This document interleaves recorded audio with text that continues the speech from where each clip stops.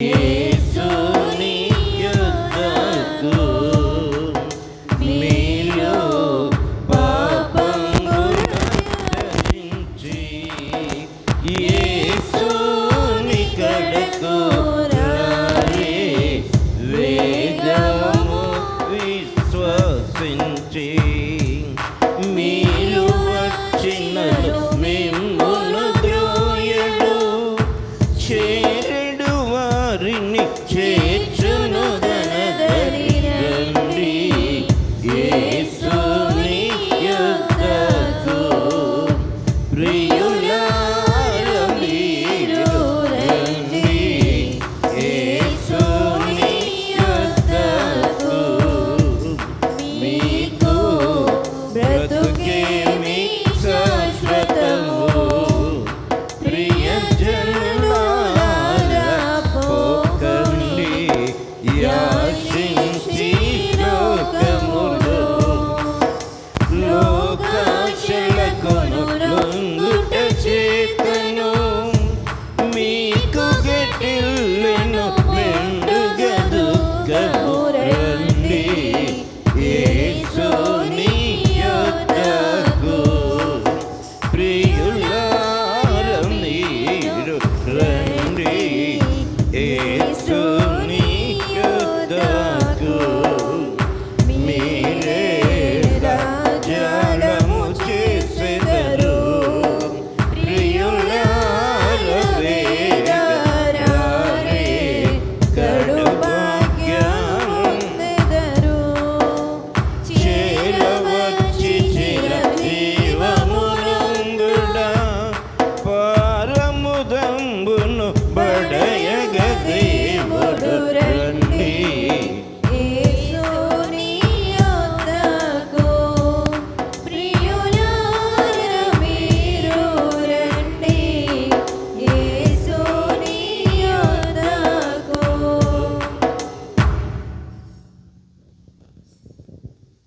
లెంటిలోని 2వ ఆదివారపు ఆరాధన కార్యక్రమంలోనికి ప్రేమతో మిమ్మల్ని ఆహ్వానిస్తూ ఉన్నాను.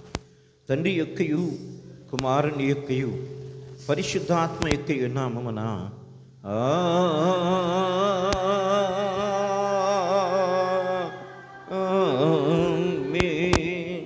నీ వెలుగును నీ సత్యమును బయలుదేరచేయము. అవి నాకు త్రోవ చూపును. అవి నీ పరిశుద్ధ పర్వతమునకును నీ నివాస స్థలమునకును నన్ను తోడుకుని వచ్చును. అప్పుడు నేను దేవుని బలిపీఠమునొద్దకు నాకు ఆనంద సంతోషములు కలుగు చేయు దేవుని యొద్దకు చేరుదును. దేవా నా దేవా సితారా వాయించుచు నీకు కృతజ్ఞతాస్తుతులు చెల్లించేదను. ప్రభునందు ప్రియులారా, యథార్థ హృదయంతో మన తండ్రిని దేవుని సమీపించి ఆయన ఎదుట మన పాపములను ఒప్పుకొని మన ప్రభుని యేసుక్రీస్తు పేరిట మనకు క్షమాపణ దయచేయమని వేడుకొందము. ప్రభువు నామము వలననే మనకు సహాయము కలుగుచున్నది.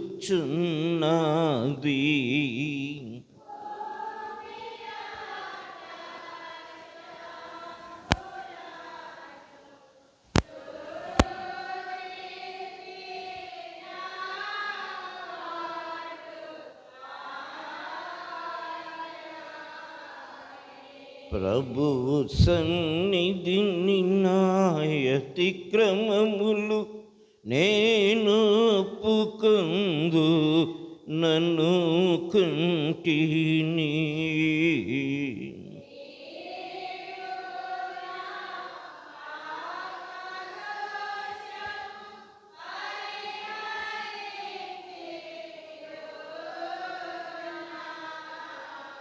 మా సృష్టికర్తవు విమోచకుడు అయిన సర్వశక్తి గల దేవా, దీనిలోము పాపులమగు మేము స్వాభావికముగా పాపులమనియు అపవిత్రులమనియు తలంపు వలన మాట వలన క్రియ వలన నీకు విరోధముగా పాపము చేసిమనియు నీ ఎదుట ఒప్పుకొనుచున్నాము. కావున మేము మా ప్రభుని యేసుక్రీస్తు నిమిత్తమున నీ కృపను వెదకుచు వేడుకొనుచు మితిలే నీ కనికరము గల నీ యొద్దకు ఆశ్రమనకై వచ్చుచున్నాము. మా కొరకు చనిపోటకై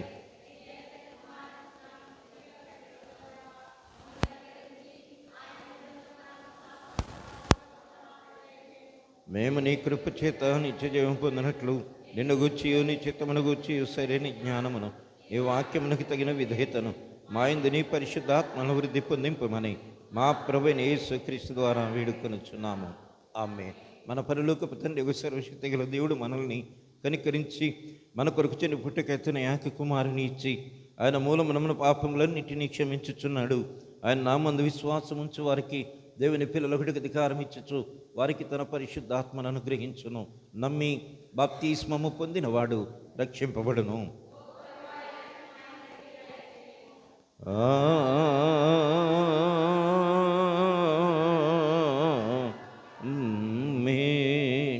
లెంటులోని 2వ ఆదివారం కొరకై ఏర్పాటు చేయబడినటువంటి ప్రారంభ గీతమును చదువుకుందాము. యెహోవా నీ కరుణాతిశయములను జ్ఞాపకం చేసుకున్నాము, నీ కృపాతిశయములను జ్ఞాపకం చేసుకున్నాము. అవి పూర్వము నుండి ఉన్నవే కదా. నా శత్రువులను నన్ను గూర్చి ఉత్సాహింపనీయకుము. ఇశ్రాయేలు దేవా, మా బాధలన్నిటిలో నుండి మమ్మను విమోచింపుము. యెహోవా, నా ఆత్మను నీ దిక్కును చూచి ఎత్తుకొనుచున్నాను. నా దేవాన్ని యందు నమ్మికించి నన్ను సిగ్గుపడనీయకము. ఇంతటితో ప్రారంభ గీతము ముగిసి ఉన్నది. తండ్రి మారునికిన్ పరిశుద్ధాత్మకును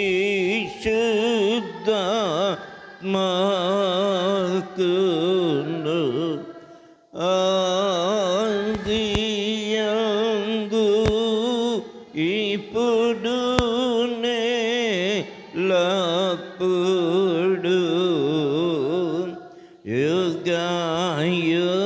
యుగము లందుండు నట్లు మహిమా కలుగును.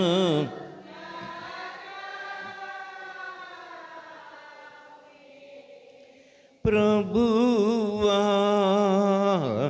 మమ్మును కనికరింపుము.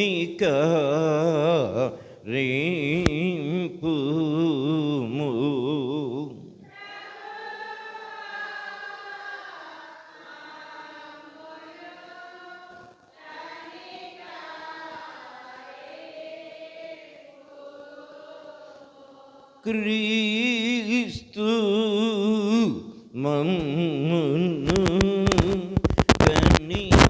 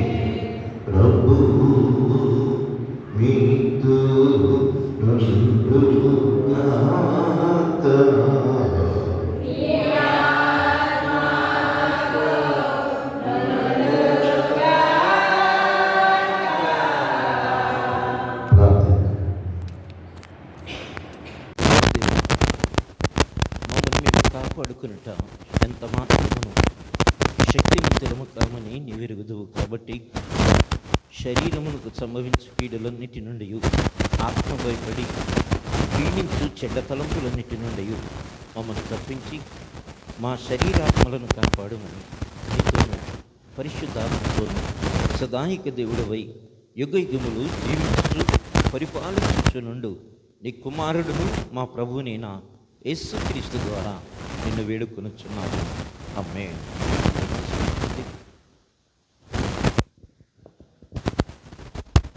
యెషయా గ్రంథం 45వ అధ్యాయము 20వ వచనం నుంచి 25వ వచనం వరకు చివరి వరకు ప్రియులు రవికుమార్ గారు వచ్చి ఈ వాక్యాన్ని చదివిస్తారు. యెషయా గ్రంథం 45వ అధ్యాయము 20వ వచనం నుంచి చివరి వరకు.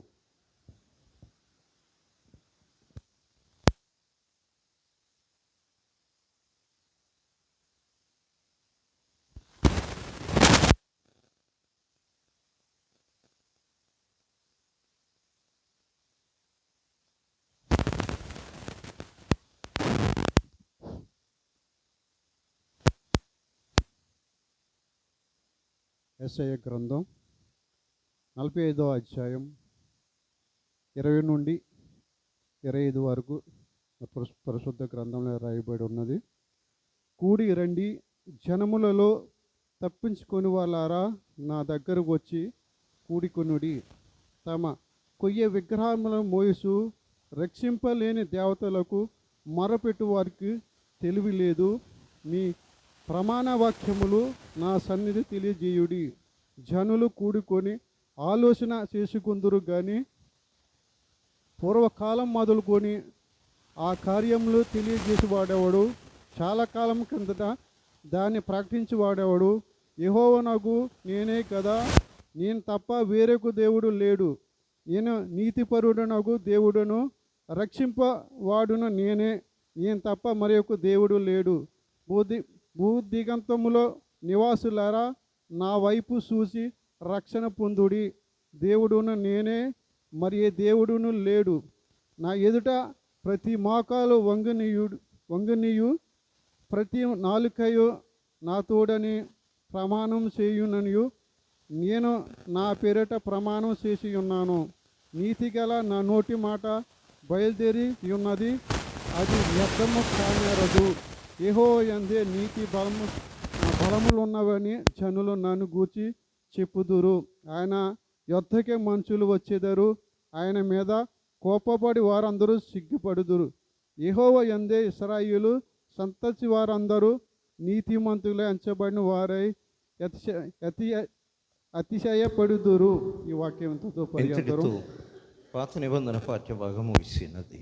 పరిశుద్ధుడ వగు దేవా, పావన శక్తుడ పరిశుద్ధుడైన యాకోబు రాసినటువంటి పత్రిక 5వ అధ్యాయము 13 నుంచి 20వ వచనం అనగా చివరి వరకు మరి కుస్మి శారద వచ్చి ఈ వాక్యాన్ని చదివినిపిస్తారు. పదమూడు నుండి చివరి వరకు ఇలా రాయబడి ఉన్నది. మీలో ఎవడైనాను శ్రమ సంభవించిన అతడు ప్రార్థన చేయవలెను. ఎవరికైనాను సంతోషము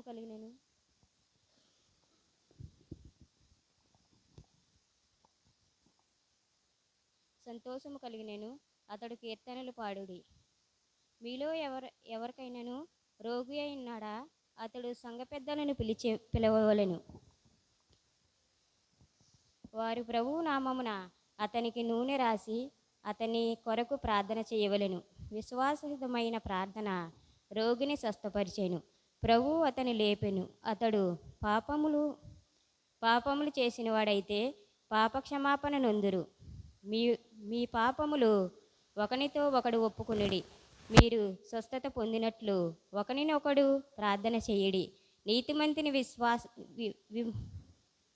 విజ్ఞాపన మనస్పూర్వకమైన బహు బలము గలదై ఉండెను. ఏలయనగా ఏలియా మన వంటి స్వభావం గల మనుషుడే. వర్షించుకున్నట్లు అతడు ఆసక్తితో ప్రార్థన చెయ్యగా 3 సంవత్సరముల వరకు భూమి మీద వర్షము లేదు. అతడు మరలా ప్రార్థన చెయ్యగా ఆకాశము వర్షమిచ్చెను, భూమి తన ఫలమిచ్చెను. నా సహోదరులారా, మీలో ఎవడైనను సత్యము నుండి తొలగిపోయినప్పుడు మరి ఒకడు అతని సత్యము వరకు మళ్ళించిన ఎడల పాపిని వాణ్ణి తప్ప మార్గము నుండి మళ్ళించువాడు. మరణము నుండి ఒక ఆత్మను రక్షించే అనేక పాపములను కప్పివేయమని అతను తెలియచేసుకోవలను. ఇంతటితో పత్రిక పాఠ్యభాగం ముగిసినది.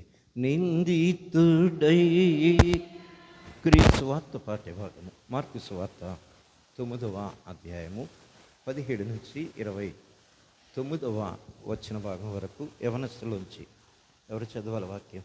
అమ్మా ఎవరు చదవాలి? మీరు చదవమ్మా, చదువమ్మా. మహిమా కలుగునుగాక.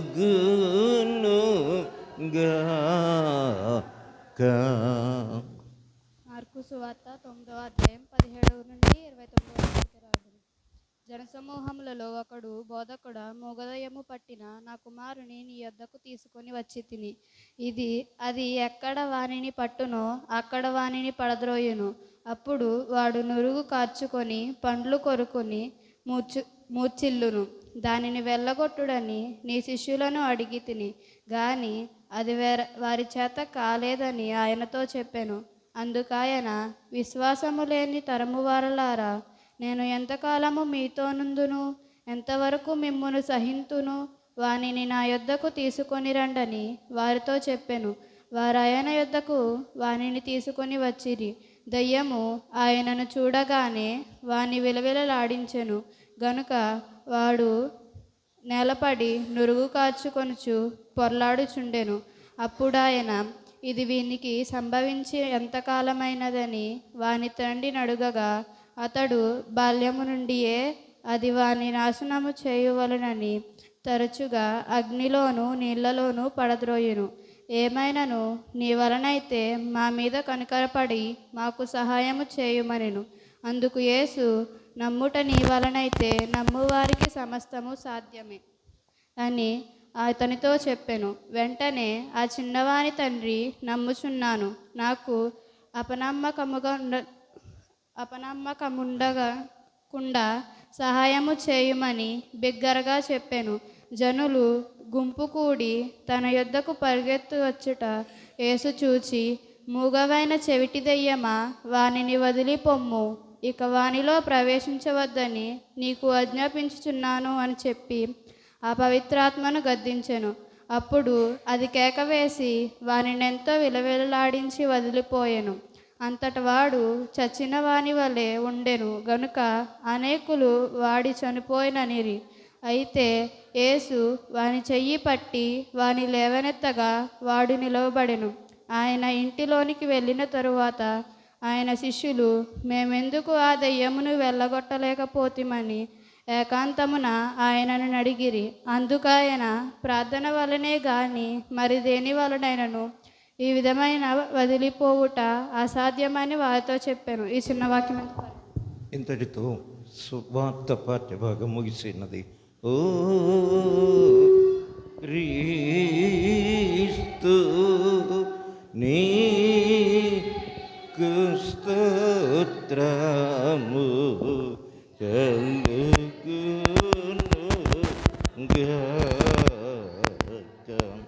ఎక్కిన విశ్వాస ప్రమాణాన్ని మనందరం కలిసి ఒప్పుకుందాం. భూమి ఆకాశములను దృశ్యాదృశ్యముగు సమస్తమును సృజించిన సర్వశక్తి గల తండ్రియగు ఏకదేవుని నేను నమ్ముచున్నాను. ఆయన జనతకి కుమారుగా ఆరాధింపబడచ్చు, మహిమపరపబడచ్చు, ప్రవక్తల ద్వారా మాట్లాడిన వాడను, జీవమునకు దాతయు ప్రభువునగు పరిశుద్ధాత్మను నమ్ముచున్నాను. మరియు పరిశుద్ధమైన క్రైస్తవ అపోస్తుల ఏక సంఘమును నమ్ముచున్నాను. పాప పరిహారమునకైనా ఒకే బాప్తిస్మము ఒప్పుకొనొచ్చు, మృతుల పునరుద్ధానము కొరకును రాబోవు లోక సంబంధమగు బ్రతుకు కొరకును నిరీక్షించుచున్నాను. ఆమేన్. దయచేసి కూర్చోండి.